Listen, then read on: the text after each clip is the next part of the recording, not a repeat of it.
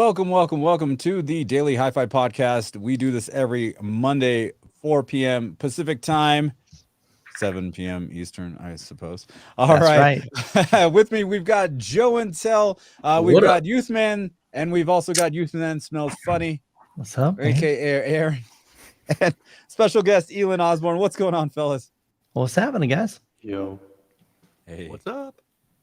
Hey. Big weekend it was. Or last CES? week. CES, the Consumer Electronics Show. Yeah, dude. So I've never been, Chana. You're gonna definitely fill us in, man. Well, And actually, Elon, you were there, right? I was. Actually, Nice, it's man. probably better if we ask Elon what he thought about it. Because I've Was this your first year, Elon? Yeah, this is my first year ever. Yeah. So, So you went by yourself, I'm assuming, right? I mean, or do you have a technically buddy? I did, but technically I was also hanging with Chana like the whole time. Were you partying because you guys called me and then Elon's cussing at me? I'm like, what is this? Shauna, you sound weird, man. Because similar. At trade shows, I called Joe, after a few drinks, I'd be like, yo, he's like, what's up? I'm like, I'm Techno Dad, bitch. And so like, when he hears somebody else saying, I'm Elon Osborne, bitch, Joe's like, what's going on? Yeah. It's I weird. He's like, what you? I don't think you'll ever get that call from me. I'm just thinking, man. Just saying. Not for Mike. I was No. like, whoa, who's this? Anyway, so it sounds like you guys had a pretty good time, huh? Yeah, it was cool. Yeah, man. That room though. Sorry about the reverb chamber. This is literally it's a brand new home and there's no acoustic panels or anything up in this room. Congratulations on the moving into your new home. Yeah, Thank man. you. Yeah, That's pretty awesome. That's exciting. No Yeah, more we- shed or we what? moved Are you in. gonna still go back to that once in a while? yeah. It's just half mile down the road, so that'll still be my office. Nice. All right. Yeah. Very good.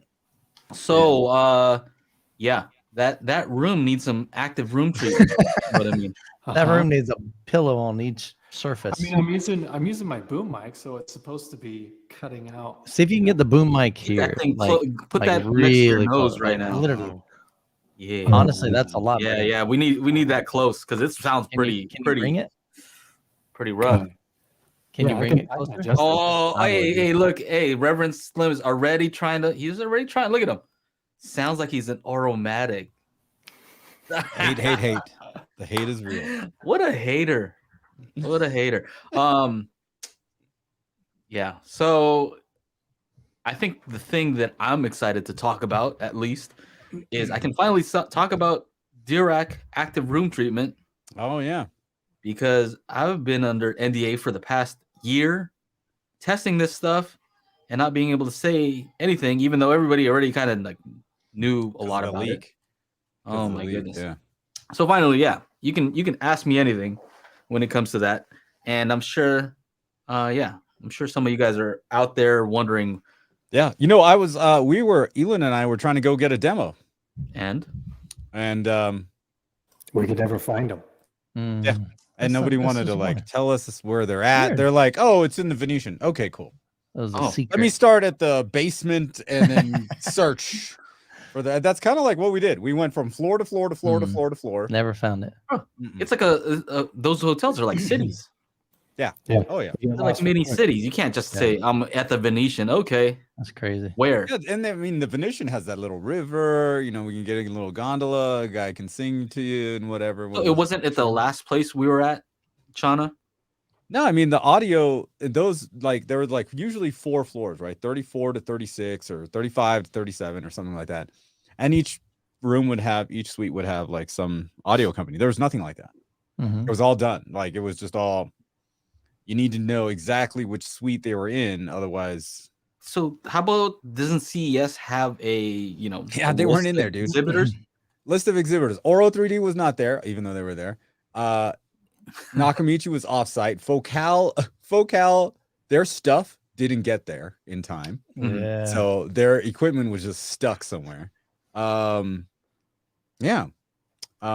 Dirac, I'm trying to hear this Dirac thing. Although Woody made it, Woody Sound Up, Brian. Yeah, I was seeing his post on there. Yeah, he posted about it. Yeah. So he got there. So I don't know how he got there. Mm. Well, I don't mean to put these companies on blast, but if they're not on the list, does that mean that they were like not part of like They bootlegged it, kind of slid in there. because you could do that. I was just telling John, hey, we could get a hotel too and invite people during CES. Some people do that. They'll get one off campus because CES and CEDIA is like crazy expensive. So sometimes they do get one kind of off campus, and they're part of CEDIA. Like you said, not right? When we used to throw big trade shows, we called that like backpacking. Like people would roll up with backpacks, and then they'd give out their cards. You know, they didn't want to get a booth, right? They just walk around with a backpack. Hey, what's up? Yeah. Here's some. You know, honestly, that's kind of what we did a little bit. Because I was like, instead of business cards, I'm like, I got a flash drive. I can play something for you, right? And so, by the way, we announced an update to our spatial audio calibration toolkit. We added a bunch of files and updated the guide document, the full documentation on how to use it. And so that's what we've been working on. And so I played some of this stuff for the pros. The professionals, you know, and they were kind of blown away at it, and played a specific subwoofer file, and had Nick over there at SBS saying, turn it down, telling Larry to turn it down. Steven, Oro 3D was there. I had to like email Wilfried, who's in, I don't know where he is, Belgium, I don't know, whatever, it's just to get a suite number. He gave us the wrong suite number, so we never made it. And then at that time, it was like, okay, we just spent the whole, the whole morning, right, Elon? Like trying to find stuff.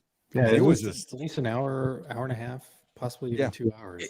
It's hard to get around. This is what people need to understand. When you go to Vegas and you need to go from one hotel to another, that's a whole mission. Try to get to a new place. Yeah. It's not like you just pop right over. First of all, it's try to walk. It's really far. Yeah. And then you have to like, you know, get an Uber to get to the next spot. And during CES, it's mad busy. Yeah. No, totally. 100%. There's like an extra like 150 to 180,000 people there. Mr. Toodaloo, CES is not open to the public.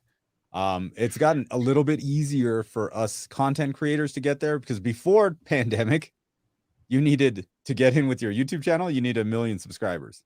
So that was really? Wow. Yeah. So I got in there because my friend always goes because of his company. They literally made me a company email address and a company business card to get me in that year. It's who you know, man. So basically, now anybody can get in as they want people to show up to the trade show again. Yeah, right? Sure. Because even though there was a lot of people, there was still less than Joe when you and I went. Way less than that. Oh, okay. Yeah, that was crazy. LG got us there last time. Yeah. Right. Yeah. After I give them a bad review on their soundbar, they still invited us. I'm like, all right, that's cool. Yeah. That's good.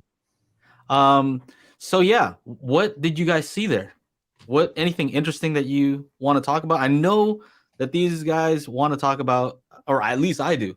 I want to talk about Dirac active room treatment. So we definitely will get to that. Okay. All right, here. Let me do a screen share real quick. All right.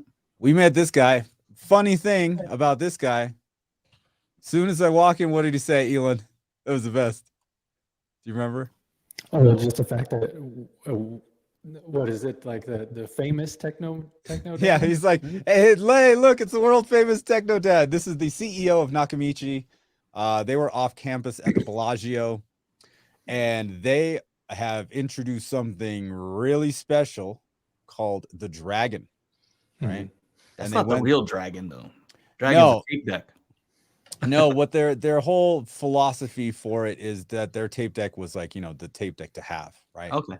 Kind of deal. And so Dragon is associated with that high quality, prestige kind of thing. And like, this is it right here. This is the Dragon. So they do talk about the history of yeah. All right. Because I saw some people complaining. I saw on Facebook. I was like, personally, I don't care what they name it. So yeah, I saw that too. Not my company. Schneider, right? Huh? What? Joe, you're talking about Schneider? Yeah. Doug was saying, hey, people don't even know what Dragon refers to. Like, I do, but I don't care it's their company. You know what I mean? That's the best thing that they're probably known for. Yeah, this thing is So massive. what is this thing like? This sound is bar a of the giant future or sound something? bar with like dual 8s, like an actual nice each? subwoofer. Cool. Yeah, they're like right. Elon was a dual 8s. I forget. So many. Well, that sounds right. Dual 8s. Dual 8s, and But then you get 2 of them. So yeah, you get 2 of those. They're cool wireless. Mm-hmm. They're push pull. They're isobaric. Right. Push pull. Okay. Let's see. Do I have any other? Didn't you say your dad had the Nakamichi Dragon, Chana? Yeah. I wish soundbar, right? No, tape deck. Tape deck. So this is kind of like they said it's tuned at like 3,000 watts. That's peak, right? 125 decibels. But he said they're still trying to tune it. So I don't know when they're gonna actually release, but they definitely said they want to send me one. So I don't know where I'm gonna put the damn thing. It's massive, isn't it, Elon? It's huge. Yeah, dude. Okay, so how did it sound? Really long. It sounded incredible. I mean, it's literally blurring the lines between soundbar and your standard AVR system. Yeah, it's not cheap. No, not cheap. $3,500. $3,500. I mean, you get all the speakers. Yeah. So for the amount of channels that you actually get, and dual subwoofers, and just the ease of setup and customization within the software itself. That was the one thing. Do I have that on this camera? So what was the how did the surrounds plug in? They're wireless. Everything's wireless. Surrounds and everything's wireless. Okay. Oh, that's not it. You better watch out what you're showing over there, Chana. I saw like right before the show, you got some like, I don't know, booty pics. Yeah, I know. Yeah. So you deleted those nurses are. So basically, that's Chana's booty. So basically, you know how we were talking about time alignment and all that stuff with our product, Joe? Yeah. You can actually go in and change the distances from the left to the sound bar to your main listening position, your left surround, your right surround. You can actually dial in everything. Okay. So that's actually really cool. Another thing was that it's upward firing Atmos. Okay. So you have to have nice, good flat ceiling, which they did in these rooms. You guys know about hotel rooms, flat ceiling. On the surround, you can actually turn the upward firing. How was the AVN convention? I don't know. They started the day I left. That's a good one. Yeah. Although the Saturday when we went back, Elon and I went back to Harman to film on Saturday, and man, trying to like getting my car at valet, like there was this one group of girls. I was just like, what the? I was like, oh, right, AVN. They must be here for that because it was redonkulous. You lost one thing thought there, huh? Like no, it's it was super. Have you ever been to AVN? No. Oh. Larry says Caleb Dennison with Digital Trends was fairly impressed. I didn't see his video, but yeah, it was a very impressive setup. Like I don't think you can actually call it a sound bar. They went with AMTs for the tweeters, 7 of them. Yeah. Wow. And the surround speakers are bipole, so it's two faces, and then the upward firing, which is aimable. It's 180 degree, or was it a 180 or 360? I forget. 180. 180. So you can actually turn it so it instead of relying on the positioning of where you can place your speaker, you could actually kind of aim it, so it makes it easier. It's more versatile, in the room. Yeah. Did you get to try out our calibration? Nah, man, he wouldn't let me play that shit. I'm like, all right, there's a bunch of speakers right there. I want to see if it plays stuff where it's supposed to play it. Is it gonna? If it says rear height, there's no rear height speaker, right? It's just virtualizing it, right? Is it gonna play in the right spot, or is it gonna kind of like what's it gonna do? But they said no. Yeah, he wasn't having it. I tried a few times, and I have that 916 that I wanted to play because it's technically supposed to be an 11.4.6. Yeah, maybe they'll send one for a review. Oh, they're definitely going to send me one. They already said that. Uh-oh. All right. So what else was cool about Nakamichi? It's loud, right, Elon? Loud. Oh, yeah, for sure. Things loud. Yeah. But even then, like when you asked him to play, what was that track on the Dolby demo disc? Oh, Audiosphere, because I couldn't tell. Like he had the 2016 Dolby Atmos demo disc, and so he was going through like Unbreakable, Mad Max, and I'm like, I don't want to hear these things, because it's all the same stuff. And I was just like, hey, go over to Audiosphere, because Audiosphere has a really nice section where it's like these little diamonds are up on the screen, and it like goes over you, and that was super impressive. For the first time, like I hate upward firing speakers, right? Because normally it's these tiny little drivers, like 2-inch or 3-inch drivers, trying to fire that audio all the way up there, depending on how far your ceiling is. But like when Audiosphere was playing, it was above me. So for the first time ever, I was like, holy crap, upward firing works.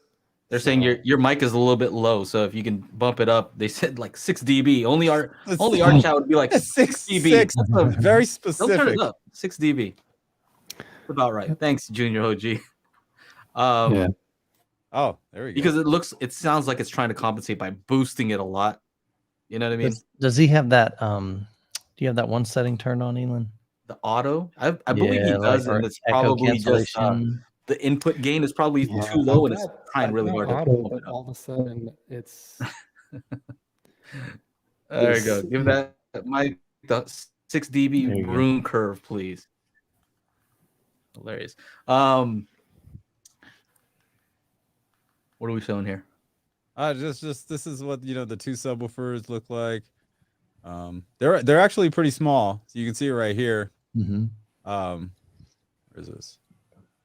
He's giving us his little spiel. There's one on that side and there's one on the other.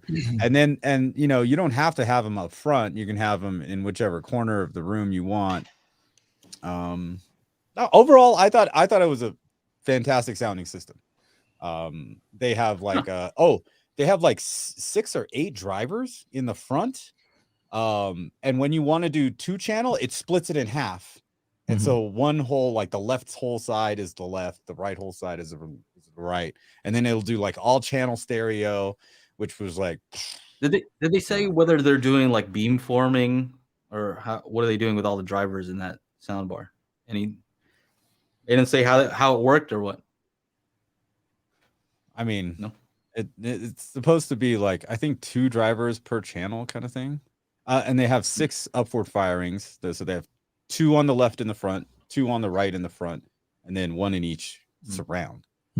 So, I mean, a lot of drivers. Like, I really wanted to play the what do you call it? Our call out, but that didn't happen. So, at least that started to like they kind of they didn't want to do that. And then I also said, like, I got a file. I'm like, how low did the subwoofers go? He's like, oh, we're still kind of tuning in, so we can't really. I was like, well, I have a file. I'm like, I got a file. We can test it right now. He's like, no. That's funny. That's funny, bro. Okay. Elon says he's gonna be right back. He's gonna jump off and switch to his AirPods. You're gonna fix his interface is being a B.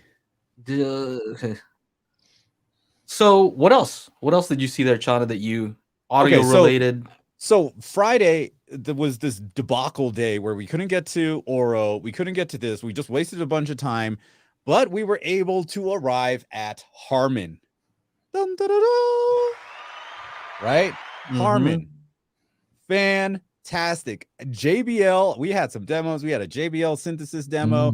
Mark Levinson has got these new 50th anniversary amplifiers. I have video footage, all this stuff. I got to edit it and all that stuff. But damn, Damn, these amps are like 50 grand a pair. Wow. Monoblock. They're sexy AF though. Let me get some footage here. Let me roll over to. Harman had a big booth at CEDIA. They had two or three demo rooms.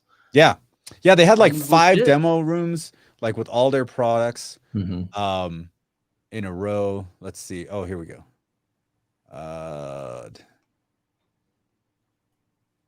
Where's this Chrome tab? There we go. This thing. See this? Mark Levinson. Oh, this video is not playing. Come on, Google. Yeah, they had that system at Audio Advice Live. I remember saying that. I don't think I saw that one at CEDIA though. Yeah, these are the 50th anniversary amplifiers, and they have this like red on the inside. They're huge. Yeah. I love those speakers too, by the way. Do you remember seeing those at Audio Advice Live? Yeah, Aaron? Yeah. I went one day. I went early. I didn't realize they hadn't opened up yet. Yeah. And so I was just poking around the room, and the rep there was like, "Hey, if you want to listen to these, you can while I'm setting up." So I got to listen to them for a long time. It was nice. Yeah, and then that's crazy amount of money though. Whew. Oh yeah, and they had a small JBL synthesis system, and guess what we had them play? Imagine that. And it was pretty loud. I think they needed to turn it down a little bit. It was pretty damn loud. And this was a $20,000 setup, something like that. Oh, you kind of see the speaker above it, right? Yeah. So and it's an LCR. So I was sitting on the left, Elon was sitting to the right, and so like I was getting blasted by the like compression driver, the horn, because it was just an LCR that they turned sideways, which has to be done, they said, for a bunch of different applications where people just don't have a screen. This scene here in Top Gun was so intense. But here's sorry, this is so that's the speaker up there. Yeah, and then there's it looks like the same room they built at CEDIA. Probably It was cool. I didn't get a chance to demo it though. It looked rad. And these are like dual. Elon, were these dual 10s? 15s maybe? No, I think they were dual 10s. Maybe dual 12s. I think it might have been 10. I think I took a picture of that, but they had 4 of the subwoofers, and then they had 3 of these LCRs. Nice. And then they had it was a 9-4-6 setup in that little room, and that was a small ass room. He said somewhere around like 300 square feet. So for those of you saying, "Hey, I can't have a home theater," like they squeezed the $20,000 system in there. It was wide. It wasn't too long, but it was very wide. Yeah. Yeah, no, that was definitely cool. I think the thing that Elon and I both really liked a lot were here we go. Oh, here's some other shots of the I forgot we went back a second day. The better shots are on the second day. You know, it's crazy to me though that you couldn't find Oro or Dirac, because it's like they spend a lot of money, right? They should be trying to I feel like they should be trying to find you. You know what I mean? Yeah. You're the one talking about all this stuff. Who talks about Oro more than we do? It's kind of like, I don't know. Nobody. If they're watching, No kidding. come on. You know, like who did they possibly do the demo to? Right? I mean, it just doesn't do better. I don't get it. They weren't asking Aaron. They know it won't work on his ProLogic system. No. I hate you, Michael. Why did these pictures disappear? Okay, so there's that guy. There's a bunch of videos that aren't loading. Google Photos is we just made a sale. Here, this is the thing. I think is that you? Elon is that on yours or mine? That was mine. This is what we were really going gaga over. First, this little one here, this 5-inch studio monitor driver thing, man, that is pretty good. Yeah, I reviewed those. You reviewed that this year. Yeah, is it the 4309? Maybe I'm getting confused, but that's the ones that Audio Advice sent to me. Okay, this is the new one. This was just released. It is the 8-inch version, and these things bang. Yeah, these things bang. Yeah, they're all powered and all that stuff too. Great. Yeah. and they use the same compression drivers that's in the synthesis system that we heard in the demo room next door. Oh, here we go. It is a 4305p. Is that what you said? Yeah, I think that's. Yeah. You guys in the chat, man. Why? What happened? Oh my gosh. You guys are crazy. I don't know. They're Don't messing go around over in the there. chat. You know, Dude, they're that's egging us on. hilarious. Egging us on. They're Oh. trying to, start some stuff. They're just trying to start some stuff. All right. That's Yeah, hilarious. I mind my own business. I'm just doing what I do. We have our hands full we have our hands full already. Yeah. No, for what real. we're Can you doing. guys see this? So this, and then this is the next room, the retro room. So the speakers came out already, but all these components are all brand new and they're coming out this year. Oh, that's cool. Yeah, and these are actually these things look sexy. Look at that. Giddy up. Oh yeah, I like that look. That's a nice look. Yeah, I'd rock it. You guys actually find the room. You could find the room, right? I'll make it was easy to find the room. That's good. No, you're saying the room. No, I'm saying you could actually find JBL Harman. Their room. Oh John. no, Yeah, that still took a while. Oh really? So that took my a while. low quality. But once we did, then it was on. Then it was just like, oh my god, they got a lot of cool stuff here. We got to come back Saturday. So this is me just taking some pictures on Saturday. They're doing a special black edition of all the retro stuff because they're like, well, it looks a lot better than that orange. That orange was always that's exactly what they said, right, Elon? Yeah, some people don't want the orange. That was terrible. What's wrong with the orange? Just for that. No, this is god awful. The orange? Oh, I like the orange I'm and the Michael. blue. I like the texture of the grill. That looks kind of cool. That's definitely different. But the orange, man, that's just like somebody threw up on the speaker grill. The orange is going to sell really well in Austin, Texas, where the Longhorns are. Maybe I can see that. There you go. Or right there, look at your hat right there. Match your hat. Yeah. Is that wooden panels on the side too? Yeah. Yeah. Cool. Walnut panels on the side. This is the classy. CD player and the streamer. Got kind of a retro vibe to it. Yeah, and the integrated amplifier. I see and that. then this guy looks pretty hot. This is pretty hot though. Like just the turntable. Oof. Direct drive. Like the tone arm. The tone arm just looks nice. Is it like aluminum finish on that? Or not aluminum finish? Oh yeah. Looks nice. Yeah, I think this is probably going to be, and these are not super cheap, but they're also not super expensive. Yeah. So kind of middle of the range. Well, I'm going to restart my thing because they said my video quality is not so good. So yeah. Even that blue, man. What the heck? Yeah, even they the used blue, to black. But they do have like plain black as an option. Not the No. Okay, so look, see this picture nice. here? That's cool. This is, they said they're only doing this for a limited time. And I was like, look, you guys, let's be real. You need to keep it. If you do this once, like everybody's going to want it in black. Nobody's ever going to buy the orange again. I mean, it takes like the right. You guys are tripping. Look at daily HiFi. Boom. Orange. Matchy. Nope. You guys don't know about mid-century modern. I've seen you guys' house. Mid-century modern, yeah. You guys are tripping. I mean, look, even that. There you go. This is like a modern. That looks nice though. I can handle that. But orange speaker grills, no. You guys don't go to DWR. Neither do I. But you guys don't know about Herman Miller. All right. What is? All right. Exactly. So here it is. So this is the most affordable thing. But the price is not within reach. Oh, design within reach. Design out of reach. You mean within reach? If you have like millions of dollars. Way out of reach. Yeah. That's where those speakers fit right in.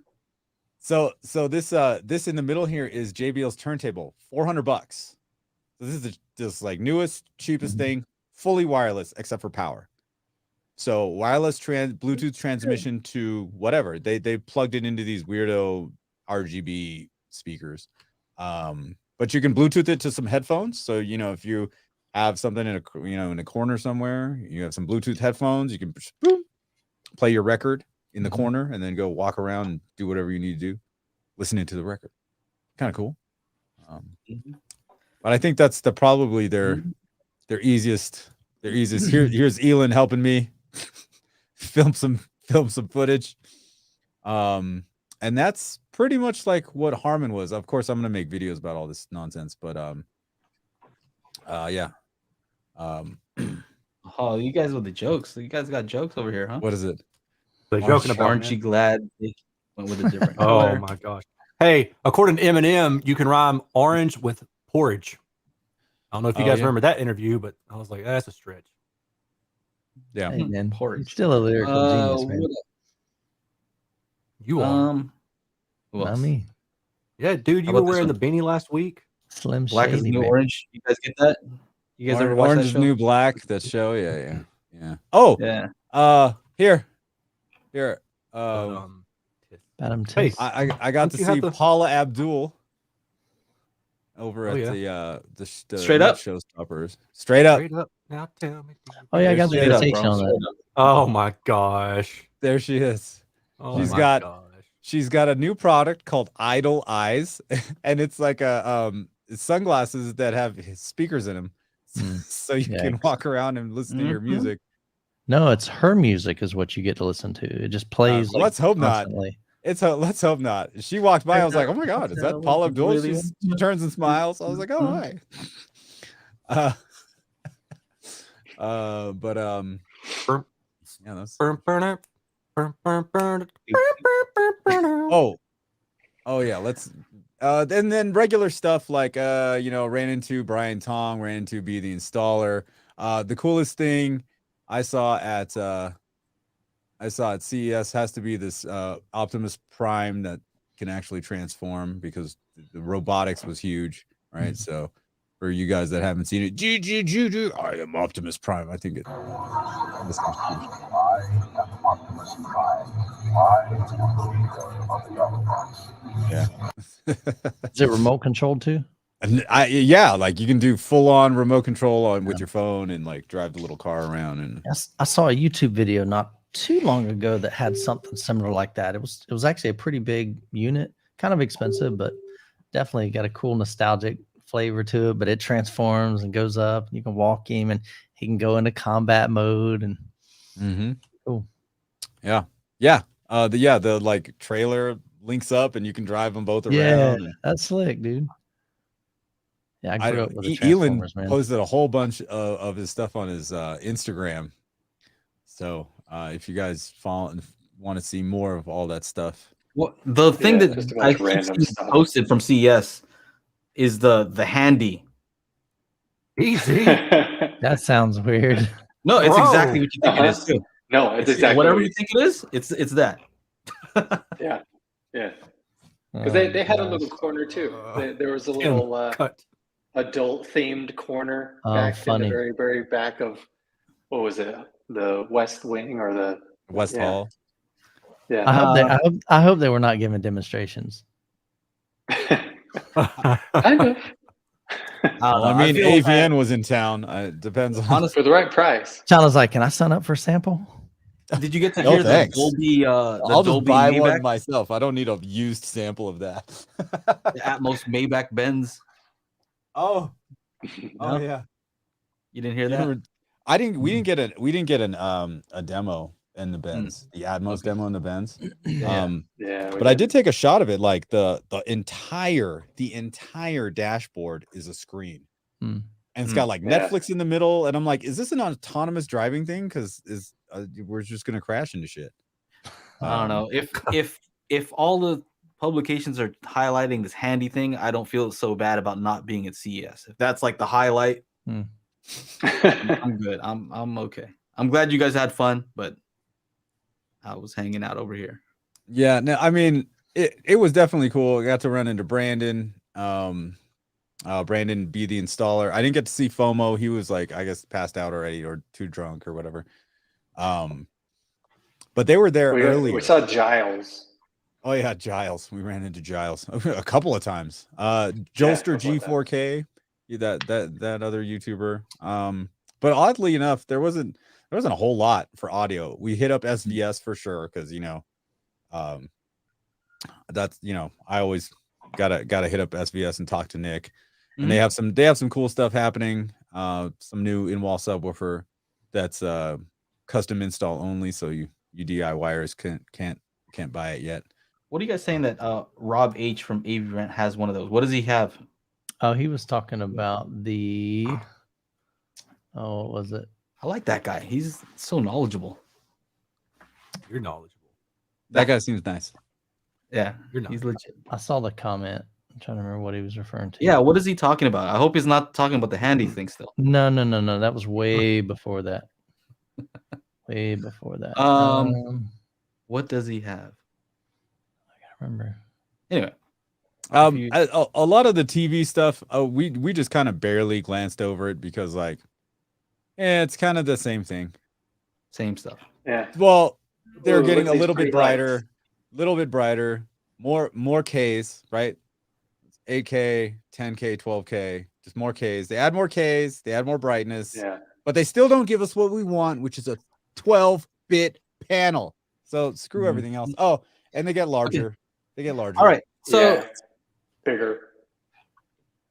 Anything else, Elon, that you want to talk about from CES? Well, we did. We got to talk to DTS. Like honestly, that was actually really cool because, or at least for me, like one of the biggest takeaways of just going to CES, especially hanging out with Chana, is the fact that he's got a lot of connections, but just the fact that like we got to talk to some really important people within DTS for like, what was it, like half hour, 45 minutes? Something like that, almost an hour, yeah. At their happy hour. I got us invited. I got us into this like random happy hour that wasn't even dude, and we had to like trek over to John Deere to like go find the parent company of DTS. And because I always go there. I went there with Joe and I was like, yeah, you got any demo discs? And they're like, nah, we don't do that anymore. Like, hey, we want to talk about DTSX and blah, blah, blah. And they're like, oh, well, we have this IMAX enhanced demo room over here at our happy hour. Hold on. And so like they went over to hook us up with that. So yeah, we got to go talk to them. Yeah. But just the fact that we could ask any question we wanted, and it was just a back and forth discussion. It was really cool. I mean, like if I were to run into any of those people on the street and like just start asking questions about DTS and about immersive audio, they'd be like, "Who are you? I don't care. Get out of my face. Bye." But just the fact that we got to sit down and just free as a bird, just try and ask any questions if we wanted, it was really cool. What's up, FOMO, by the way? Yeah, FOMO, what's up, man? Too bad we missed each other. We'll see. We'll run into each other again, I'm sure. Chana said you were too drunk, FOMO. Yeah. to come out to meet us, because it was like Brandon and I met up at like the Aria. He's like, I'm gonna go play poker, and I took a picture of him and I, and then I went to go play craps, and I'm coming back, and he just looks all like all twacked out at the poker table. I'm like, God, I hope he's not losing a ton of money. And I talked to him, and he's like, that asshole kept on going. He should have folded. He waited till the river. This guy just betting on everything. It's like, oh, dude, slow down, dude. But that was like my first night. I'm like, let's chill out. But cool, interesting thing about DTS is that it's coming to Disney Plus, right? Okay. That's that was one of the things we wanted to talk to him about. What about DTS? Like what aspect of it?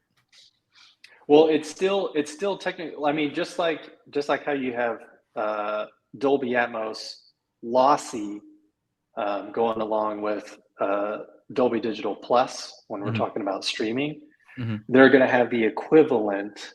I still can't remember. It's like some long-winded name that they're going to officially call it, but it is going to be a lossy version of DTSX that's going to be streaming on Disney Plus. Okay. Soon, like in the next couple of months or something.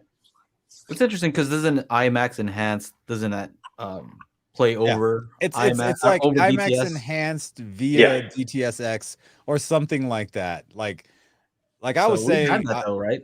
What's that? When we have IMAX Enhanced on Disney Plus, is it only the video aspect or only the video? Currently, so yes. You get audio. Yeah. Yes. Okay. So yeah, no, I straight up said, yo, can I be frank? And they're like, yeah, please do. I'm like, this video thing's like, wah.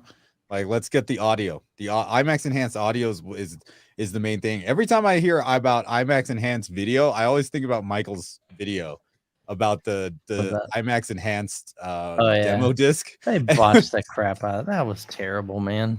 That was the biggest. because they took like some like really grainy video and then they cleaned it up, and he's like, this is so like you know, my VCR player used to didn't have that much noise. I mean, seriously, like they just added so much grain. They're like, oh, this is with IMAX enhanced, and they remove all the grain. It's like, wow, that's BS is what that is. It was crazy. But the I didn't buy it. But that's just the video portion, and then what Phil Jones was telling me about it. It's like, well, look, we just say, okay, this TV has IMAX enhanced. Okay, what does that mean?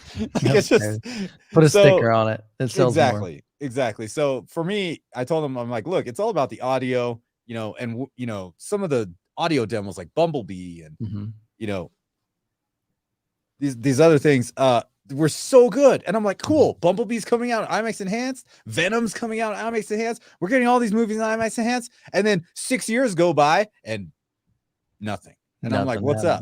What are you guys doing? You know, what are you guys trying to do? IMAX enhanced. It's like, huh? Oh yeah, Joe's IMAX enhanced. There it is. That's funny. Before IMAX enhanced. Oh, that's Dolby. That's Dolby. Before. Vision. Oh, that's even better. It's like so before IMAX enhanced. It was definitely cool. But again, like, you know, totally random that we were able to go to this thing. So I think we got lucky, really. Elin, we got lucky. All right. Yeah, so all right, cool. I'm gonna get into it. Yeah, go for it. Everybody's asking about this Dirac thing. I've been waiting a whole year, so I'm gonna go.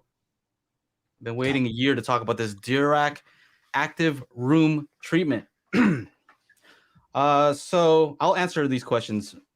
So yeah, I've been trying it for the past year. I have it set up actually on a computer system. They provided, you know, this interface for me, 8-channel interface, and I actually added to it. I've had it set up in my 20 by 20 garage setup. I have it here in this small, like 11 by 11 by 8 foot small office with a 7.1.4. Yeah, so 2 completely different spaces, and you know, just totally different systems. And it's pretty crazy. The one thing I want to say is it works, right? It definitely works. And I also want to preface this by saying that they did come out to visit me to make sure that I had stuff set up properly. They were here for 4 hours. I've talked to the senior engineer at Dirac, one of the senior engineers. I don't know how many they have, but does that mean you only have one? If you're the senior engineer, there are multiple senior engineers. I don't know how that works. He's probably. I don't work for. There's probably other engineers. Okay, junior, him, maybe sophomore and freshman. That's there it is. However that works, I guess he's pretty high up. He's got some rookie engineers under him. So yeah, I've talked to them. You know, the version that I have is probably not the final version. Yeah, because they were asking me to give them advice as to, like, you know, what my experience was, you know, things like that. So I can't speak so much as far as, you know, my experience, because it might not be the same as the final product, right? It's important to say that.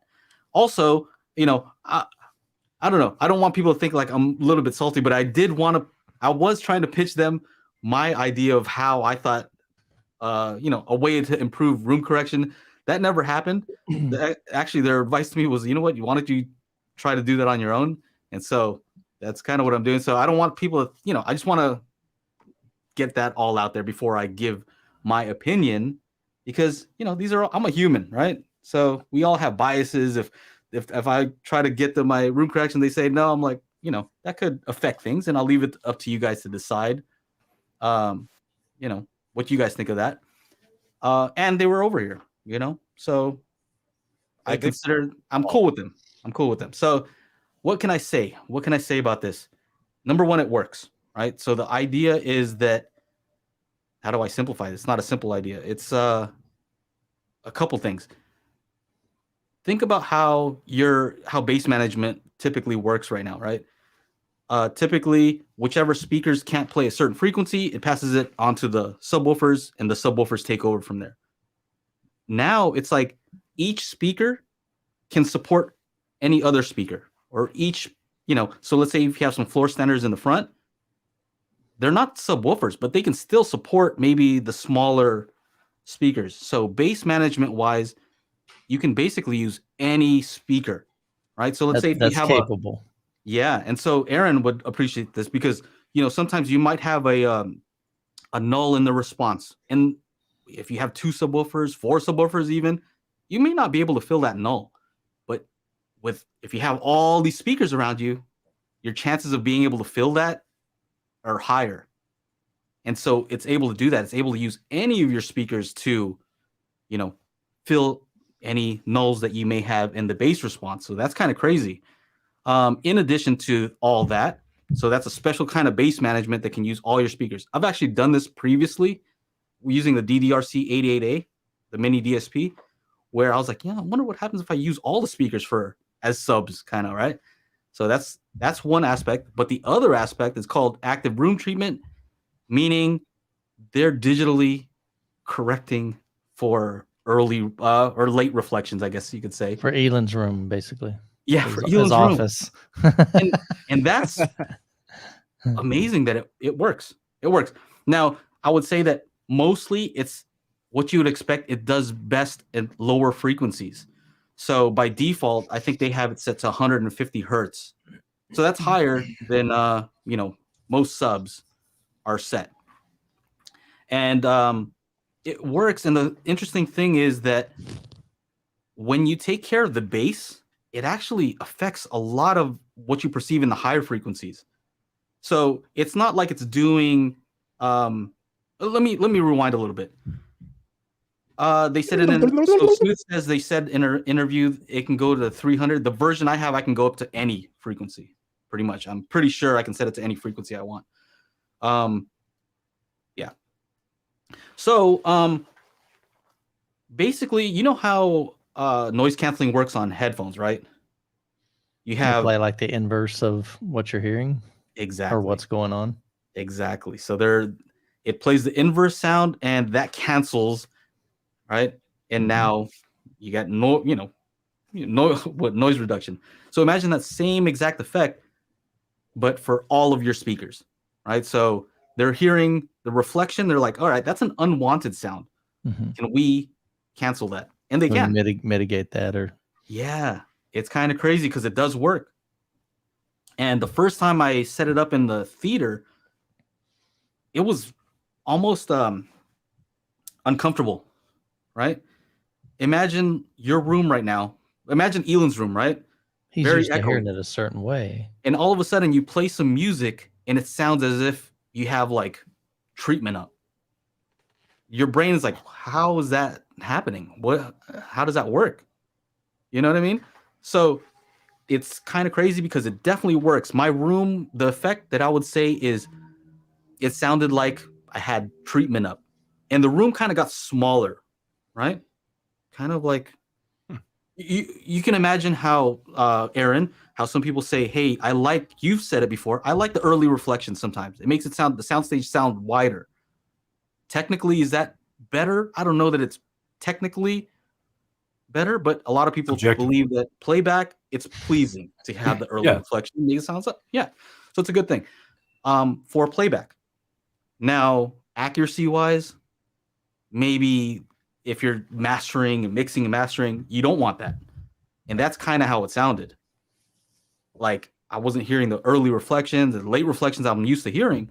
And it was just like, my brain was like, what is going on here? I don't understand how it's working. Same thing in this room, but to a lesser extent, right? Because this room, I have some treatment up here. Mm-hmm. I record here. Mm-hmm. So SC Audio has a question. Is it a live always on mic setup? No. It does. So here's the number one thing. You have to do a lot of measurements.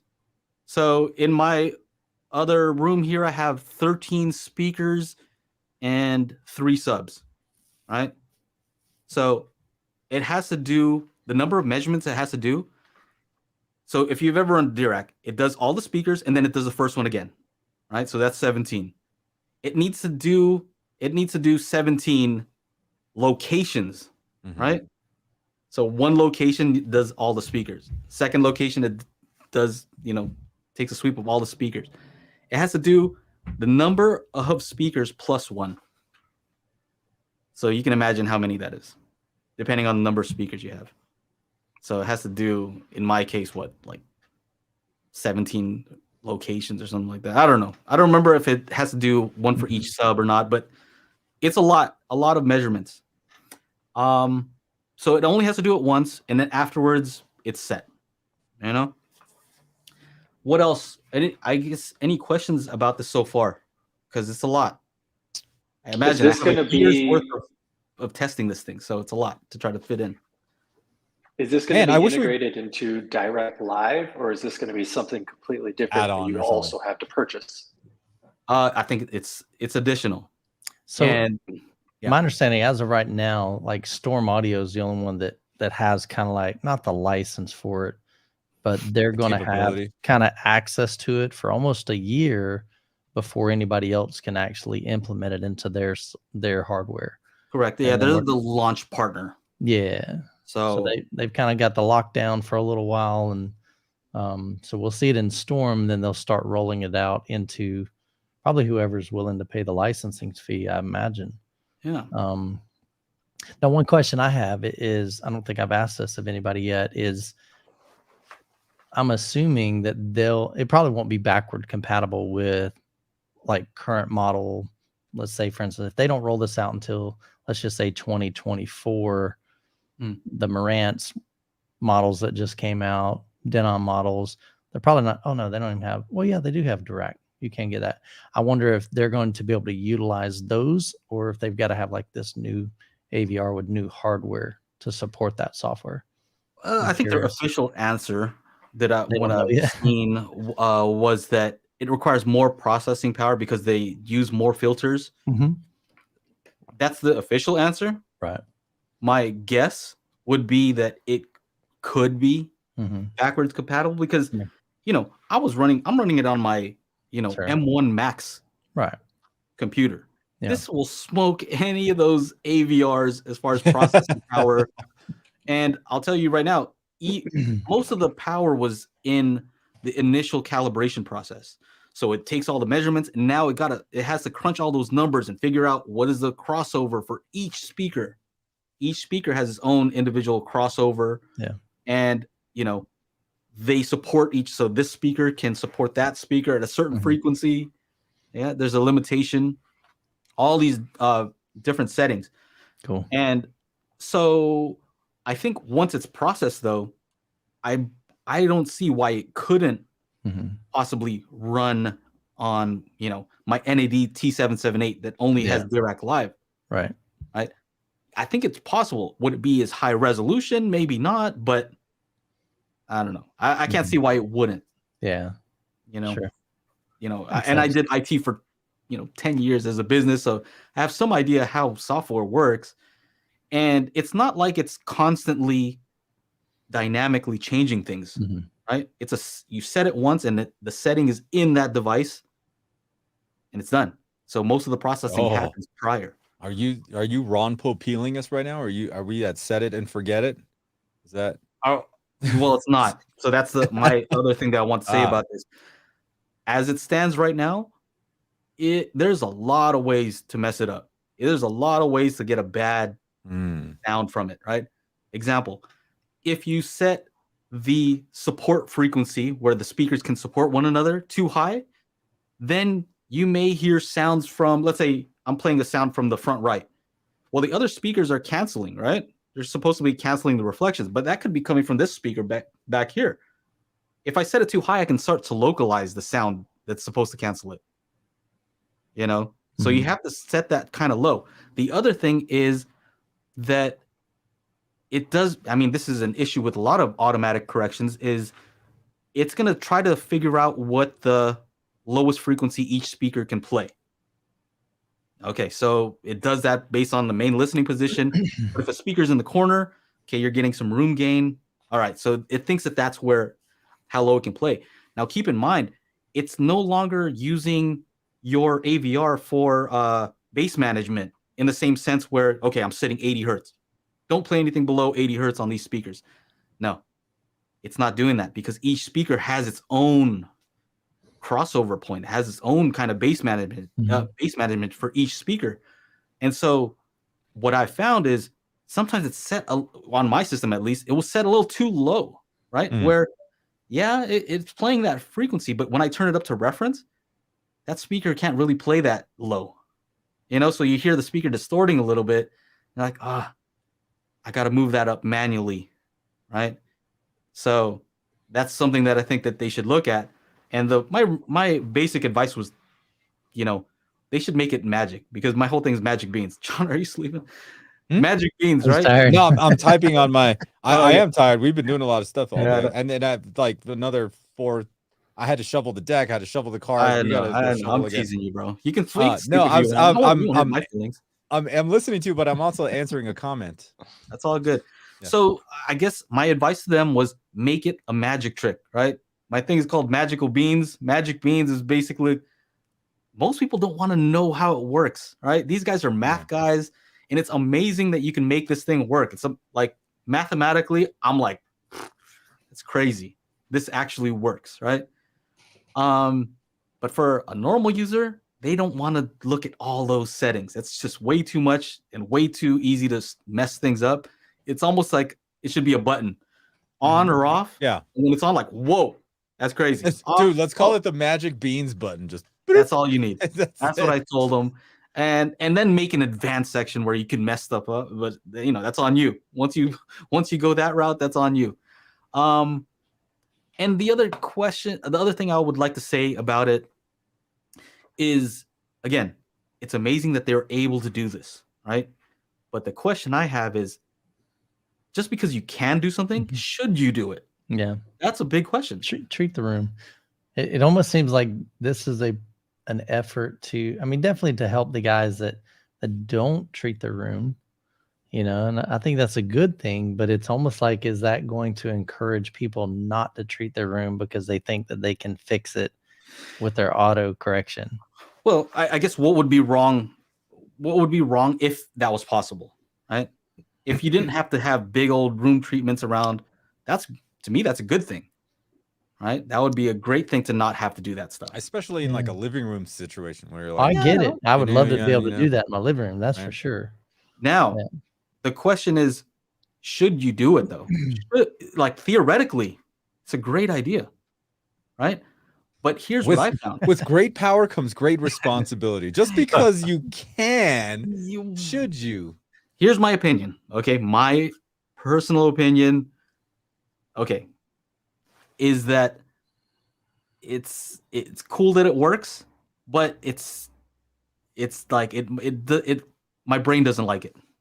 My brain doesn't like it because if I'm into this movie, you know, I have the lights off, I don't see the room at all, cool. But the moment I hear somebody talk in the room and it has different acoustic properties than the sound that I'm hearing, or if I talk, or if something else makes a sound, my brain has a hard time switching between the two because it knows what the room is supposed to sound like. Your brain is expecting something and it's getting something different. Yes. Makes sense. But so I think there's certain use cases, right? So in this area, I'm making stuff for Atmos and it's like a mixing environment. I think it's appropriate for this situation, right? I don't know that it's appropriate for all situations though. I think that's what I found. I think it's awesome that it'll work, and I think it's awesome for other things actually. Like I'll tell you the most impressive thing that it was able to do is I'm able to take any signal here and I can make it a binaural signal. So I can play Atmos and it'll turn it into like, you know, binaural. With Dirac art, right? Because it's taking out the reflections of the room, I can play out of these two speakers here. And since it's canceling out the reflections, it sounds like I'm like headphones getting internalization, right? So it sounds like I'm wearing headphones. So in that particular case, it's very useful, right? To get binaural sound out of speakers, amazing. Now, the other question is, is the content that people are making, is it meant for not having any reflections, right? Or does the mixer, did he expect, hey, this is going to go into a normal room and we want a little bit of the side reflection? I don't know. They're not. I don't think they're thinking that deep into how you're listening to the content. They're just trying to get the project done by the deadline date. Let's just put it this way then. If you master for headphones, right? That's going to be different than if you master for speakers, right? If you take out the room, now it's becoming more like headphones, depending on how much of it you take out, right? So that's the thing that's interesting to me is we don't know how people are mixing and mastering these things, and we don't know what their expectations of the room are. So I think it's cool, but there are situations where I prefer it off.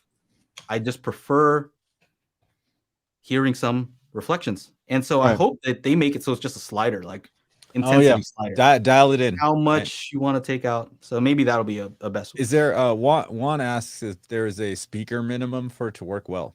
Yeah, so the more full range your speakers are, the more they can assist with each other. In that. Yeah. So if you have speakers that can only go down to 80 hertz, they can't really help in the bass department, right? They can't assist each other because they just can't play that low. So the bigger the speakers, the more full range, the better. What else? Cool. I'll answer questions now. I'm pretty much done with my help. Done with your thoughts. Well, let's shift gears a little bit. Johnny E has a question for Michael. The guy home theater you had on the other day with JTR JBL, is his HT upstairs or downstairs? Because those speakers are heavy and I'm building a home with what's best. Yeah, great question, Johnny. So he has the JTR 215 RTs, so they weigh almost 300 pounds each. And he hired a moving company to go push some things upstairs. Wow. He told me the guys literally told me, we need a good tip after doing this because they were heavy. I mean, they're massive. You're not getting off scot-free on that one. Yeah. So he actually hired somebody. So, but yeah, they're big, massive speakers, and he has the big like floor movers. What do you call them? Like the little pads you put under stuff, furniture movers. Furniture movers. Yeah. Because it's kind of interesting. He has his right speaker right in front of his cabinet, which is probably not ideal because now he has to move his speaker every time he needs to get into the cabinet.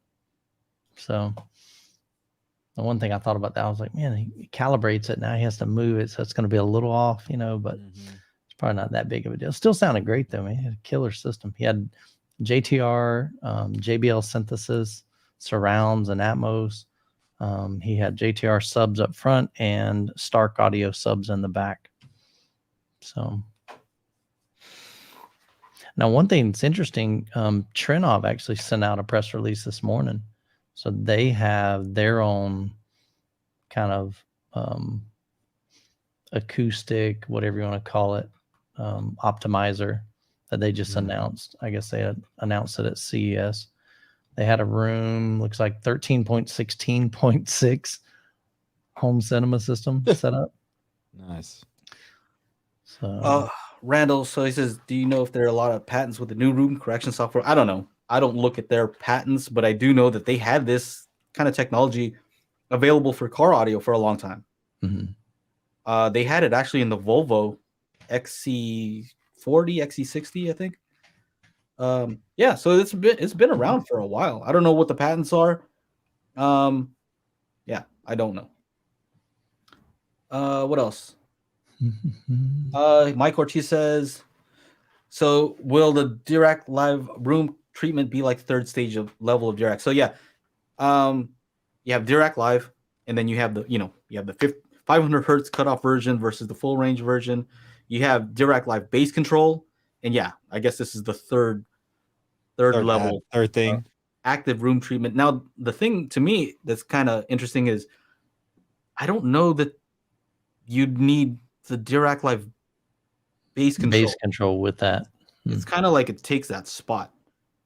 in my in the software that I have here, I have the options of Dirac Live base control, 2 options for that, and active room treatment. So yeah, and what's interesting is I can take all the measurements and switch between all of them, and they all sound kind of different. Yeah. Oh, so Mike changed his story up. So does that mean he has 3 licenses to purchase? That's the question. I guess no, right? Oh, do you have 3 licenses to purchase? I don't know. I don't know how all that works. Is it pick one or the other, or can you buy all 3 and switch between? I can't speak for them when it comes to the business part, because if it were me, I would want to make this available on as many systems as possible, right? So, like, for example, I know that it works on a computer because I'm using it on a computer, right? Yeah. Now, are they going to make it available on a computer? Probably not, right? They're just using it for testing. But it is possible. How many people would want to buy that for a computer? I don't know. So I can't speak on their behalf when it comes to the business aspect. But it seems like I would want to sell as many licenses as possible. That'd be my game. But what can they're doing fine without me. So, what else? Any other questions about it? What's all about that now? Yeah, well, whether any other ones? Not about Dirac. Yeah, other questions. Aaron, what do you think about that? I was kind of curious because I've been wanting to talk about this for a long time. I don't talk to you guys about this internally. So yeah, I mean, honestly, so I saw the picture and I thought, all right, that's cool. I kind of have a pretty good idea of what they were trying to do, but it's one of those things you feel like you probably just need to hear it to know it, right? I'm very curious about how it sounds when you effectively remove those reflections. And Randall was saying in the chat, and I was kind of commenting to him that I don't know how good of a thing it would be, because you're basically listening to a set of speakers in an open field, so there's no reflection. So it takes some of the naturalness away, right? Because your brain is built to interpret what the room shape is and the room size and things, based off of the reflection. So when you essentially remove that, I don't know, man. I think you said it best earlier. It's a trip, right? It is a trip. It's like I know where my speakers are, but they weren't where my speakers are. Which is a cool effect. If you're a hi-fi guy, like that's the whole point, is like, whoa, the sound is coming from somewhere I'm not used to it coming from. Right. It's almost too much. At a certain point, it's almost like I'm amazed that it works. Number one, I'm amazed. But then I'm like, I don't know if I want that much. I want to dial it back. I'm not ready for it. Yeah. Like, so can you control like how much the effect is? Like the intensity? Yeah. Kind of like you can with Oro. It's there's so many settings. I'm sure you can, but it's not like it's a slider. It's not a slider. It's not as easy as that. Like what you were saying. Yeah, let's do 20% of that.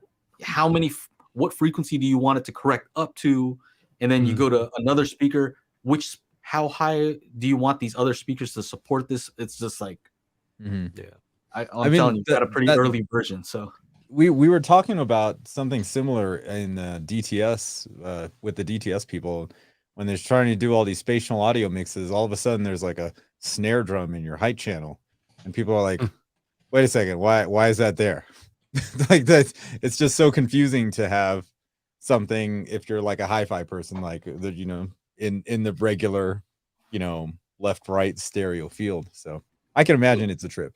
This is interesting. So Larry says Polk SDA 800 crosstalk cancellation just emulated and leveled up. You know what? Could be. I found the SDA 800 sounded more natural. Probably. It didn't hurt my brain as much. I mean, those sounded cool. It sounded like the room had headphones on and I was just in the middle of the room. Like that. Those SDA sounded. Like when Polk flew me up to their headquarters a long time ago, when they first announced that, I really enjoyed that for 2-channel. I thought it was a really cool experience because you could turn your head like this and the sound, it just sounded like it was still coming straight. It was the weirdest, trippiest thing to be able to do that. And the imaging did not change at all. But when it came to home theater, it was different. I don't know what it well, was about they it. try to slap a center channel in there, and that just totally messes up the whole thing. Maybe like, that's what it was, because I was like, I'm not sure I'm feeling this, you know. But for 2-channel, I thought it was a cool, like, that was definitely different. But you're right, it does sound different. So FOMO says that maybe an AVR cheap processor may be too weak to do the calculations on board, and for the most part, your computer is the one that's going to do most of the calculations. When you run Dirac, you know, usually they recommend you plug the microphone into your computer. Your computer's doing all the processing, and then it just sends it to the downloads. It's just sending the settings. Yeah, I don't care if you have, you know, Trinov is like what, the top of the line, right? Trinov and Storm. It's still not Mac Daddy processing. If you compare that processor to what we were talking about earlier with the M1s and M2s, like not even close. They're not putting that in there. Come on. So yeah, it's just crazy to even compare those. So it's all kind of pre-rendered, I guess you could say. You know, all the settings are pre-rendered. They calculate it prior, and then, you know, and I can tell. You know how I can tell is because when I run a Dirac art, it takes a long time for it to calculate all the settings, right? But when I have it running, I can see how much processing power it's taking. It's not very much, right? It's not working hard to keep it going. So, what else? Real quick, super sticker from Sammy Debs. Thank you. And Sigmund. Thank you so much for the super chat. I'm 2 weeks away from the first sit down in my home theater / multi-purpose space. Thanks for all the advice and much success for 2023. Thank you. Thank you. Much. Congratulations, man. That's awesome. I'd kill for like a couple hours alone with my home theater. No, I think he's saying he's 2 weeks away from having his home theater. Yeah, I know, finished. So he gets, dude, I haven't been able to use my home theater. Is what I'm saying. I wish I had 2 hours to like watch something, you know, that isn't a stupid reality show. Yeah. Yeah. So anything else? Any questions from you guys about this whole thing, or are we pretty much done with that? And that's it. I mean, I wish just a comment. Yeah. Like what you were saying, like when you introduce noises that aren't supposed to be there, that's my only hesitation with something like active noise cancellation. Because I know when I'm listening to my AirPods with my active noise cancellation on, if I'm walking down the street or something and some weird ass sound is coming, it distorts the music that I'm listening to or podcast or whatever, because it's trying to cancel out that outside noise. So like in my case, it seems like a really good idea because I have no acoustic treatment in my living room currently. So it seems like the best of both worlds for those who, well, have wives or significant others who don't want acoustic treatment because they think it looks bad. So maybe Dirac is like heavily investing in the wife acceptance factor. But maybe like with my open concept living room, since my kitchen is back there, if my wife is cleaning dishes or something, I'm pretty sure that's going to distort what I'm actually hearing if I have active noise cancellation with this active room correction on. It's not using a microphone to input any new signals. Yeah. Right. True. So you wouldn't have any. It's not like picking up it's not live signal. Not live. Yeah. So it wouldn't distort because of new sounds coming in. I can imagine that some sounds might throw it off, but these guys have the math down. You know what I mean? They probably mathed it all out and, you know, figured all that. I haven't heard any weird sounds except for what I said earlier. If you set the speakers too low, then the speakers distort. Yeah. So that's about it. What else? And you know, Michael, you were talking about like physical room treatment, right? And I think the one thing I can say about that is it's persistent though. Once you put those panels up, every sound that's made in that room also has that characteristic. Correct. It doesn't it doesn't change, right? So your brain says, "Hey, room treatment. This is normal. This is a new thing. You can't. There's no sound where it's not like that sound." Yeah, when I walk in my theater room, your brain like everybody knows. They're like, "Whoa, dude, I'm in a different spot." You walk from that hallway, which is Echo City, and then you make that right turn into the theater room. It's like, Okay. But then when you're in there, I mean, it's not like you're in an anechoic chamber where you're disoriented. It's like, this is just comfortable. Everything I say is very precise because you don't have all these echoes. You don't have this immediate direct sound. And then a fraction later, you've got this reflected sound and your brain is going, that's hard to understand. It's hard to interpret that and process that. Yeah. So I think where this can probably do the most good is for bass, because bass traps are huge, right? Yeah. Yeah. Like the higher frequencies, you can get like, some smaller panels, things like that for early reflections. You can treat that stuff pretty easily and it's not super invasive, right? But bass, you guys know, the longer the wave, the bigger that bass trap has to be, the thicker. Yeah. And I mean, it starts to look pretty ridiculous. And the reality is you're not even going to be able to stop a 20 hertz bass wave, right, Aaron? Yeah, there's no way. I mean, you know what I'm saying? It's like there's no acoustic panel way, that's going to stop that. I mean, that stuff goes through walls. Yeah. Right. It's like, that's why when you're riding down the road, you don't hear the guy coming down. You don't hear his treble. You think, man, he's got a crappy system. All I hear is boom, boom, boom, boom. That's got to be annoying, right? Well, it's not annoying to him because he's hearing mid-range and high frequencies and that bass. But, half a mile away, you're hearing this guy's subwoofers, man, because they're going through whatever. Yeah. So I think that's the use case probably is for those lower frequencies. It's not like, nobody's voice is going that low. Yeah. And it's rare that you'll have sounds that make very low frequencies unless you're stomping on something, right? I don't know, man. So you sure it's about helpful. You got Elon's voice, maybe. Yeah, Elon. So it's helpful in those frequencies. And I think maybe a combination of typical room treatment for the higher frequencies at your first reflection points, things like that. Yeah. I would say that's the use case for the, passive room treatment. And then for bass, I can see how this would be pretty awesome. So I also want to say thank you to Dirac for giving me the opportunity to test this. So I think that's super cool that they trusted me. Sure, man.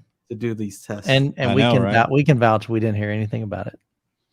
So, well, I mean, speak for yourself, Mike. $5 to say that. Just kidding. Yeah, I got paid. I ain't worried about it. Everybody else knew about it and was talking about it. I couldn't say anything because sticking to my thing. So that's all I pretty much have about that.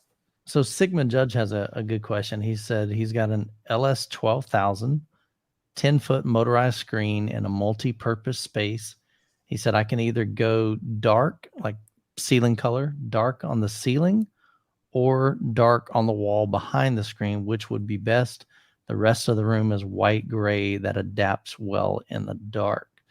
My vote, and if it's a multi-purpose space, my vote would be the ceiling. And the biggest reason is you're going to get better contrast on, or at least perceived contrast on your image, because sometimes light will hit your screen, reflect onto your ceiling, and some of that light reflecting off the ceiling is going to come back onto your screen.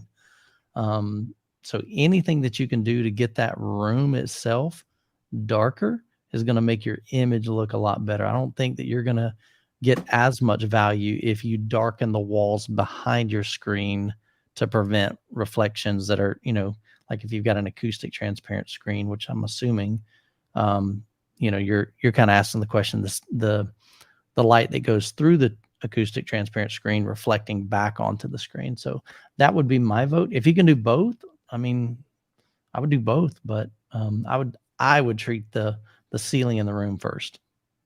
So, and plus it makes your room look a lot bigger. You walk into, a room and the ceiling, I mean, think about it, when you go to a restaurant, and sometimes they even have like air ducts and stuff up there, and it's just kind of really open, but you don't even see that because it just looks like an expanse. So it makes your room look a lot bigger. So my vote would be ceiling. What do you guys think? Well, I would defer to you because you've been to a lot of home theaters. So I've seen some dark theaters, man, and I've seen some that have a white ceiling too. And part of that is, think about this, it's distracting too. So if you're watching a movie, depending on how far you are from the screen, if your peripheral can see a bunch of white up there, you're definitely going to be seeing some reflections off of the screen. Yeah, I would go with you on that. So if you can get that dark, a lot of guys will even use the gentleman that I did a home theater tour, about 2.5 hour drive from here just a couple of days ago. And so Damien actually made, it wasn't velvet. It was another material he mentioned in the video, but it's similar to velvet. It's just a really dark black material. And so he probably came out about 1 foot. I've seen guys come out 2-3 foot into the room for that primary reason. They want to get that as many, or at least reflections off the ceiling back onto the screen. So that'd be my suggestion though. I would go with you on that. Good question though. What else? Okay, so we're not going Lamborghini lime green for the theater. For the theater. Okay, got it. Yeah, I've been to a theater where an actual theater where there was some reflection off the top, and it was pretty annoying. I can imagine. Dude. You know, it's like me and not having any speakers in the room that are gloss black because it just reflects light from the TV. It's just aggravating. Cool. And so he mentions he doesn't have a transparent screen. So really, to me, there's no reason to paint behind that screen. Yeah. If light isn't going to go through the screen anyway. Yeah. So I think you answered your own question. But man, I'd love to fly out to London, man. We just got to get Kef to sponsor the video, man. I just need to hit him up. Say, hey, look, man, Sigma's got this killer home theater. So over there, man, fly me. You got to work on that accent, though. Hey, hey, for a trip to London, I'll work on it, man. I'll watch some YouTube videos. Youth man in London, dude. I love. You're gonna stand in the queue. Yeah, you're gonna have to be go like into the Cheerio, car park. everyone. Yeah, the car park. When I was there, I was like, "What's a car park?"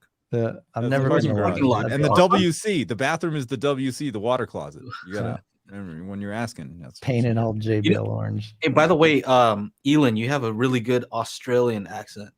Oh yeah. You watch Bluey? You watch Jackery. Bluey? Huh? Your kids watch Bluey or no? No, they don't. Oh, let's hear that. Let's hear the Australian. I heard it on your Instagram. With Jackery, yeah. Yeah, that was pretty good. I don't know if you practiced that or what. I'm like, that's really. Like he just popped out. He's good. Like Jackery. That sounds like like something out of Australia. And he just starts going off. I was just like, what, bro? He has to practice that. There's no way you could just like think, how do I speak? How to speak with an Australian? It sounded accent. so authentic. Yeah, it's because I watched a lot of Flight of the Conchords. Oh yeah, love that show. That for a few seasons, then it just kind of comes naturally. He sounds like who's the dude we had on? Michael? Australia. For Build Montage? Oh, Build Montage. Oh, Tony, yeah. Yeah. Oh, that's right. He was there. I was gone. I think I was doing a home theater tour or something, and he was on. Yeah. So that's amazing, man. He's a great. I need you to.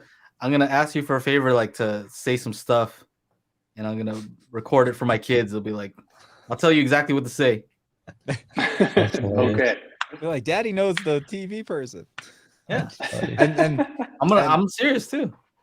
Yeah, and Elon, dude, they're calling you out, bro. They're Kiwis. They're not New Zealand. Oh yeah, I know that. Oh. There you go. Yes, I'm aware that they're Kiwis. He's the big motherfucker. I've seen him. You know? I've seen him 3 times in concert. I know where they're from. Oh, you know them. I love that show. You know what? HBO needs to bring back a whole bunch of awesome shows like where's it? What The Life and Times of Tim. That was like the best show. It was like an animated show. It was fantastic. You guys gotta look that up. The Life and Times of Tim. I remember hearing it, but I never saw it. It was amazing. But Elon say subwoofer in Australian. Oh. Ooh, gosh. Subwoofer? Hey, that sounds pretty good. That's all right. I like Aaron, that. can you say subwoofer in the voice and stylings of the 1980s? I don't know. Like, totally subwoofer, man. That's awesome. I've got. There you go. Well, it had to be something retro, Aaron. Yeah, that's the best. Totally was the first thing I thought of. Can you wrap it? Subwoofers are rad, dude. Yeah, there you go. It's a rad ass sub. Yeah. So, Aaron, were you saying people should show up and you do a little meet and greet here at Florida Audio Expo next month? Oh yeah. I was just throwing that in there because if anybody is watching that might be in that general area, and they weren't aware, to come down and hang out, because I know Michael will be there and I'm planning on attending. Gene from Audioholic said he's going to be there. Don Dunn said he was going to be there. I spoke with him earlier. I think Don said he's pretty much running the whole thing, or to some degree is.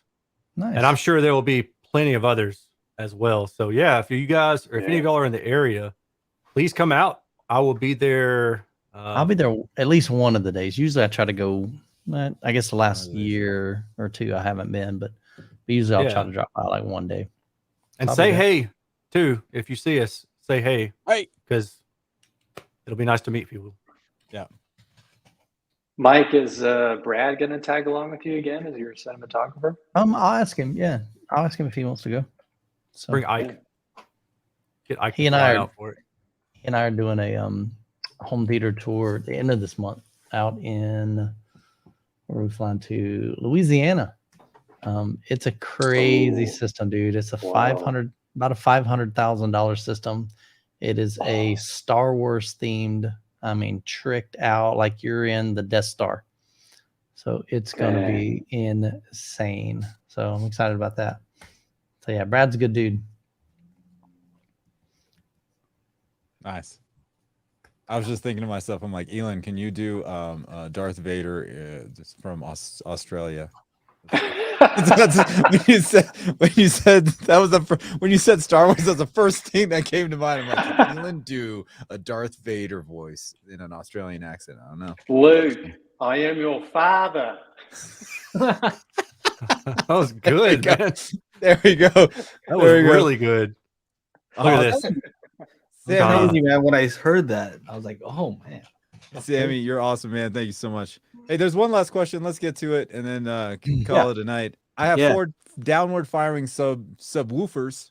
In my opinion, it's the old school way to use in any surround system. Do you prefer downward or forward firing subs? I don't think it matters. What do you guys think? I know unless you got hardwood floors, then it's might get crazy. But yeah, hardwood probably need forward firing. You know what I'm always curious about, Aaron? Do you know the answer to this? Like, or anybody? Like, it seems like if you're facing the woofer down to the floor, you would mentally. It sounds like you would get a cancellation, like it would cancel the wave or something like that. But it doesn't really. Yeah, but it would be so high in frequency. You know what I mean? Cancellation because it's close. Because it's so close, right? Those waves are gone, right? Maybe it helps. It'd be so high. Maybe it helps, right? I mean, you could consider it like loading, but I also think the wavelength is so long. You know what I mean? Like that. I don't know. It doesn't matter if it's facing the floor or not. But I don't know. Yeah, it just seems like mentally, seems like something would happen, but it doesn't. Yeah, just you annoyed the neighbors below you. That's how about?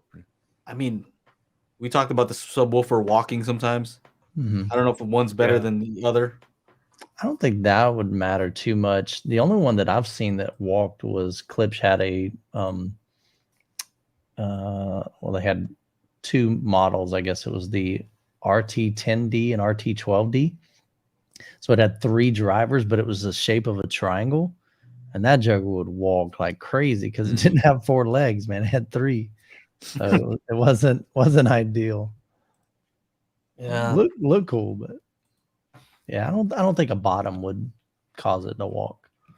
Now the ones that are kind of the best at not moving at all, of course, would be the ones that are dual opposing, because that kind of cancels like any vibration internally. Yeah. Yeah. I don't think it matters too much. Yeah. I wouldn't worry about it. Yeah.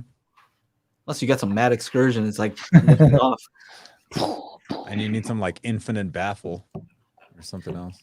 Yeah. See, like he was saying concrete floor. Yeah, I'd go with a front firing if you can, but Yeah, because you can show it off better. Yeah, exactly. Yeah. I don't especially when you play the special file from the spatial audio calibration toolkit. Show off those subwoofers. What's that? Plug away. That's right. And we've been on for a while. Hold on. Whoa, Macintosh MC 462 behind me. Where is That's it? it. That's all I gotta say. Right there. What are you gonna say about it? Zoom in. I can't zoom in. I don't have. Move your head. You're gonna turn the light on. You're gonna turn the light on. It's There got you go. it's wrapped in plastic, dude. You got to take the plastic off. Bro. I don't want to take the plastic off yet. I'm scared. Plastic on. You got protection off of this thing. He's got protection, just like on the you got the Jimmy hat on there. It's cool, but at some point you gotta use that thing. You know what I mean? You got to pull it out and get it out of the wrapper. Play with it a little. It's all good. You know what I mean? God, dude. Wow. Oh my God. That was good. I like that. That was good. That was good for a laugh. Exciting stuff. I know you got some exciting stuff. I don't know. Maybe when you're ready to announce it, Aaron, some of the exciting stuff that you got going on. That's pretty cool. Yeah, man. I can mention it now. I'm getting the audio precision thingamajig, so I'm excited about that. Yeah. Giddy up. Yeah. I thought honestly, I legit thought you were gonna share what we shared. You shared backstage. Oh no, no. Definitely not sharing anything like that. No. Guys, y'all have no idea like what we talk about. Oh yeah, I'm sure they do know what we're talking about. What was there was something we almost touched on finances earlier, and I almost brought up you and Chana today, but I was like, I'm gonna leave that one alone before I go stirring up the pot. Me and Chana hadn't talked. Let me I know. plan for you. Yeah, right. Financial plan for you. It was awesome. We've had some good discussions though. Oh man. Yeah. But if you do want to know like what we do talk about, come hang out with us behind the scenes and Patreon. How's your podcast going, Michael? I popped in the other day and you checked the chat. I did. Look at the chat, Chana. It's only you, bro. And when I said, hey, what's up, Joe? It's in the house. You know what I mean? Yeah. Only when Chana, he only ignores. I've even said hi to Chana, and he still buzzed my balls for it. I'm like, I can't win, man. I think he's just giving me a hard time. But literally, like the first couple times, man, I didn't have that window open. I was monitoring like starred, and man, I'm doing good just to like bring people up and make them big, and then bring in comments and this and that. But I'm getting better. He's learning to multitask a little bit better. When you want to take over the world through YouTube, you gotta be Mr. YouTube, man. You gotta do everything. You gotta get better. You gotta do. But think about it. You've been doing this for 5 years. I've been doing it for like 6 months. 6 months? What are you talking about, dude? Like being the No, think about it. No, being the host, like doing like you do all of it. Like you're bringing in chats, you're bringing up the sharing the window, you're bringing in comments. You know what I'm saying? Started at the same time, Michael. We all got on StreamYard at the same time. But I wasn't running it. Together. That's what I'm saying. Like I wasn't clicking and dragging and having to multitask. Just think, this shit is easy with StreamYard. Before, when I was doing live streams by myself, it was OBS. Yeah, I had to do all kinds of nonsense. Yeah. Now you got the little Stream Deck thing. That thing's slick. And he's DJing at the same time. He's DJing. Hell yeah, there's that too. Oh my goodness. I don't know how you do it, be honest. My brain runs like a million, like, man, like something like even walking around at the trade show, man, my mind is like all over the place. You're good at I'm really just like, wait a second, where the hell are we? Like Elon, can you see that? Because he's like 2 feet taller than I am. Right. So it was give him a awesome boost. to have him. Yeah, push me up. Give me a boost. Anyway, I can help. That's right. Yeah, for sure. That's so if you guys want to hang out with us after the show, we check us out at the after party. Go to patreon.com/daily HiFi and become a patron. You will get the link for the video chat. And we're about to sign off. So big shout out to everybody that hung out here. Well, our 100th official. I'm sure we've done more than 100, but we have 100 after shows. What? Yeah. The 100th after show? Yeah, 100th. Damn. I don't. Is that why I have all these empty alcohol bottles here? Yeah.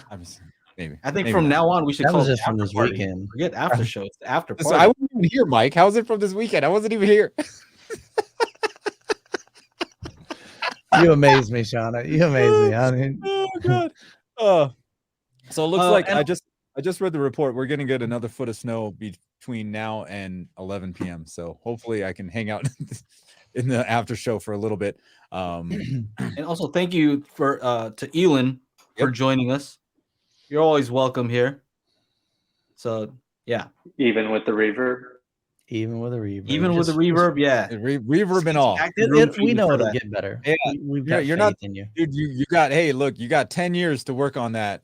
You know, you can't the audio channel with bad audio. You got 10 years. The leaders was 10 years with crap audio. So you got some time. Will there be an AV Summit this year? We're gonna try. We're gonna try to make that happen now that I've done some of the stuff, with the calibration toolkit. I have a little bit more free time now to be able to make videos like I used to, and then hopefully do an AV Summit. Yeah.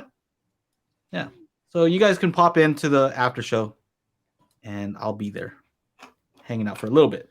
That's right. Again, for those of you watching on the replay, this is the Daily HiFi Podcast. We do this every Monday, 4 p.m. Pacific time, 7 p.m. Eastern.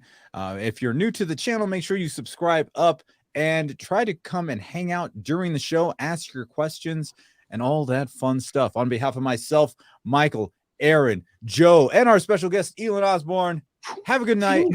We'll see you guys next week. For those of you going to the